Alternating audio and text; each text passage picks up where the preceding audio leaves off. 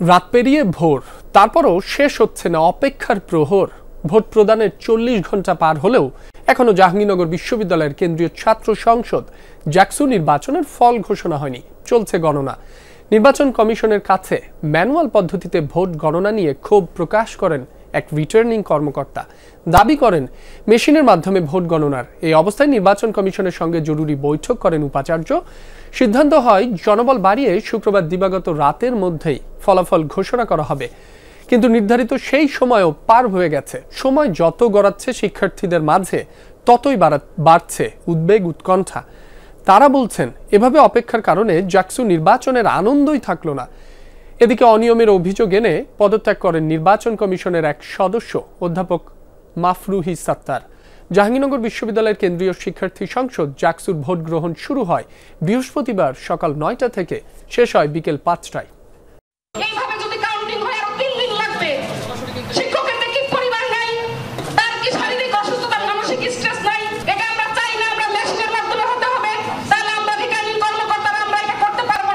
আমরা বিশ্ববিদ্যালয় থেকে শুরু করে জাতীয় পর্যায় পর্যন্ত গণতন্ত্র ফিরিয়ে আনতে চাই এবং আপনাদের সক্রিয় সহযোগিতা যেভাবে আগে পেয়েছি এই সহযোগিতা অব্যাহত থাকবে সেটা আশা করি। আমরা আরো বেশি সংখ্যক গণনায় লোক নিয়োজিত করেছি।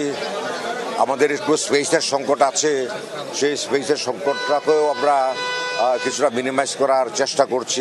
আমি অনেকগুলো অনিয়ম দেখেছি, অনেকগুলো মারাত্মক রকমের ত্রুটি দেখেছি, যেই ত্রুটিগুলো আসলে পুরো নির্বাচন প্রক্রিয়াটাকে প্রশ্নবিদ্ধ করেছে। এরকম আজগুবি একটা কারণ টেনে হঠাৎ করে যে আমাদের এরকম একটা সমস্যা তৈরি করা হলো, বিষয়টা আমরা সত্যি নেগেটিভভাবে নেতিবাচক হিসাবেই দেখতেছি। ওএমআর বাতিল করে দিয়েছেন সম্পূর্ণ অমানবিকভাবে এবং অযৌক্তিক সিদ্ধান্ত নিয়ে, তার গ্লানি এখন আমরা টানছি। জাকসুর ভোট গণনার সবশেষ পরিস্থিতি ও জাহাঙ্গীরনগর বিশ্ববিদ্যালয়ের সার্বিক পরিস্থিতি জানবো আমাদের সহকর্মীদের কাছ থেকে। ক্যাম্পাসে আছেন সহকর্মী রিয়াজ রায়হান। রিয়াজ, রাত পেরিয়ে ভোর হয়েছে, দিনের যে আলো সেটিও কয়েক ঘন্টা পেরিয়ে গেছে।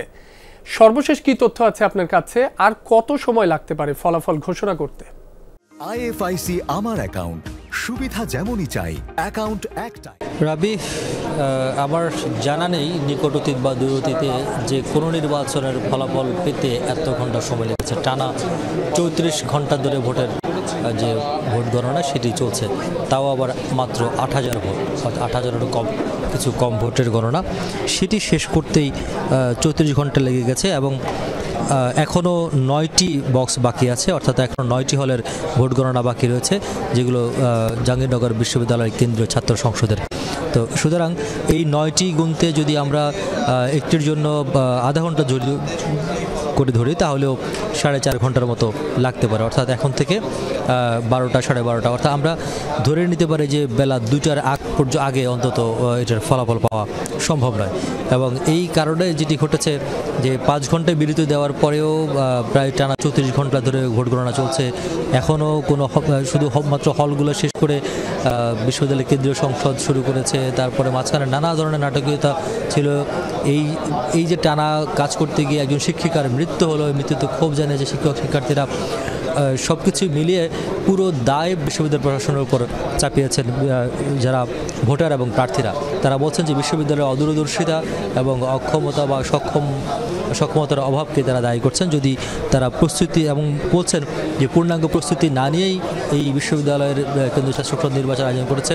পাশাপাশি আরও অভিযোগ করেছেন যে শুধুমাত্র একটি প্যানেলের অভিযোগের প্রেক্ষিতে যে ওএমআর পদ্ধতি যারা শুরু করার কথা ছিল সেটি বাদ দিয়ে সনাতন পদ্ধতিতে ভোট গ্রহণ নেওয়া হয়েছিল, এবং ভোট গ্রহণের পরে সনাতন পদ্ধতিতে আবার সেই ভোট গণনা শুরু করেছে, যার কারণে এত বিলম্ব হয়েছে। এবং এই এত বিলম্ব হতে গিয়ে নানা ধরনের অব্যবস্থাপনা সৃষ্টি হয়েছে এখানে।